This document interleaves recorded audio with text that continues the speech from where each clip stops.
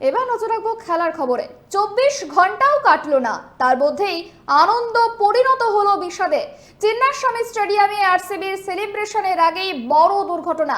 ঠিক কি ঘটনা ঘটেছে সে বিষয় নিয়ে আরো বিস্তারিত জানবো। আমাদের সঙ্গে সরাসরি রয়েছে নিউজ রুম থেকে আমাদের প্রতিনিধি রিমিক, তার সঙ্গে কথা বলার চেষ্টা করবো। তার আগে আবারও একবার জানিয়ে রাখি, 24 ঘন্টাও কাটলো না, তার মধ্যেই আনন্দ পরিণত হলো বিষাদে। চিন্নাস্বামী স্টেডিয়ামে আরসিবি সেলিব্রেশনের আগেই বড় সড় দুর্ঘটনা। বিরাট কোহলির ঢোকার আগেই চরম বিশৃঙ্খলা পরিস্থিতি তৈরি হয়েছে। ধাক্কাধাক্কিতে পদপিষ্ট হয়ে অসুস্থ হয়েছে একাধিক। এই বিষয় নিয়ে আমরা আরো জানার চেষ্টা করবো। আমাদের সঙ্গে সরাসরি নিউজ রুম থেকে রয়েছে প্রতিনিধি অভ্রদীপ, প্রতিনিধি রিমিক। যে বিষয়টা জানতে চাইবো, চিন্নাস্বামী স্টেডিয়ামেতে আরসিবির সেলিব্রেশনের আগে বড় সড় বিপর্যয়, সেখানে বিশৃঙ্খলা পরিস্থিতি তৈরি হয়েছে, একাধিক জন পদপিষ্টতে আহত হয়েছে বলে জানা যাচ্ছে এবং মৃত্যুর ঘটনাও ঘটেছে। ঠিক কি জানা যাচ্ছে? ২০ ঘন্টাও কাটেনি। আহমেদাবাদে প্রথমবার 18 বছর অপেক্ষার পর কিন্তু আরসিবি প্রথমবার আইপিএল চ্যাম্পিয়ন হয়েছে। বিরাট কোহলির হাতে প্রথমবার আইপিএল কাপ উঠেছে। এটা গোটা দেশের ক্রিকেট প্রেমীদের কাছে যেমন একটা ভালো মুহূর্ত, সেই ভালো মুহূর্তটা কিন্তু 24 ঘন্টাও স্থায়ী হলো না। আজকে যখন চিন্নাস্বামী স্টেডিয়ামে, কর্ণাটকে বেঙ্গালুরুতে চিন্নাস্বামী স্টেডিয়ামে যখন এই আইপিএল জয়ে সেলিব্রেশনের অনুষ্ঠানের আয়োজন করা হয়েছিল, সেই অনুষ্ঠানকে ঘিরে বিশৃঙ্খলা এবং সেই বিশৃঙ্খলা বিপর্যয়ে পরিণত হয়।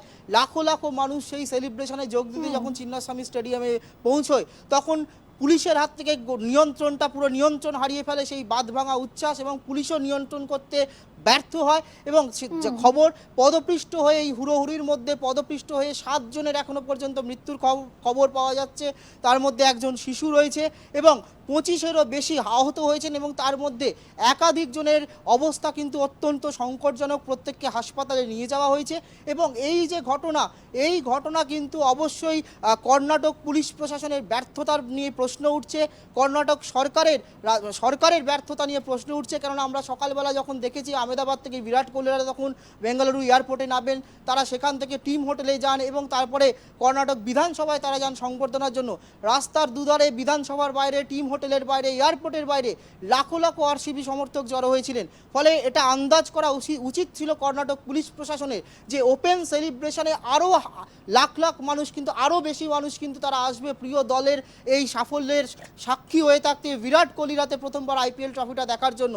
তাই পর্যাপ্ত পুলিশি নিরাপত্তা ব্যবস্থা কেন করা হয়নি, এই একাধিক প্রশ্ন উঠছে। এবং তার থেকেও আরও বেশি করে যে প্রশ্নটা উঠছে, যে যখন বাইরে মৃত্যু মিছিল, 7 জনেরও বেশি মানুষের মৃত্যু হয়েছে, প্রায় বহু মানুষ আহত, গুরুতরভাবে আহত হয়েছে, তারপরেও কিন্তু মাঠের ভেতরে কিন্তু জয়ের সেলিব্রেশন বন্ধ করা হয়নি।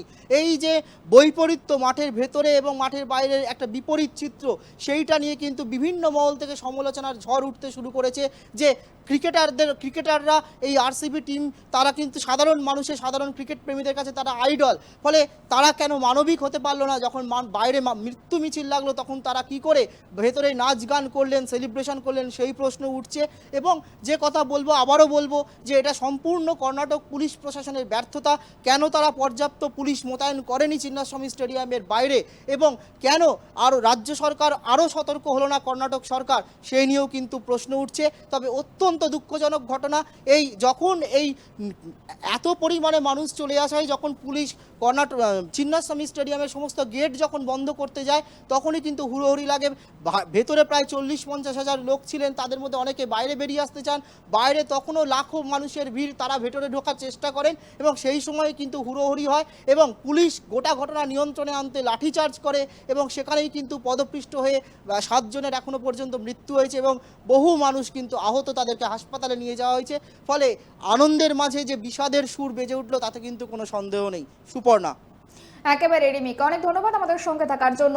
যেমনটা জানা গেল যে ঘটনা ঘটেছে, সেই ঘটনায় ধাক্কাধাক্কিতে পদপিষ্ট হয়ে মৃত্যুর সংখ্যা কিন্তু ক্রমশ বাড়ছে এবং অসুস্থ হয়ে পড়েছে একাধিক জন, এবং যেভাবে অসুস্থের সংখ্যাটা বাড়ছে, সেক্ষেত্রে মৃত্যুর সংখ্যাও কিন্তু আরো বাড়তে পারে বলেই কিন্তু মনে করা হচ্ছে।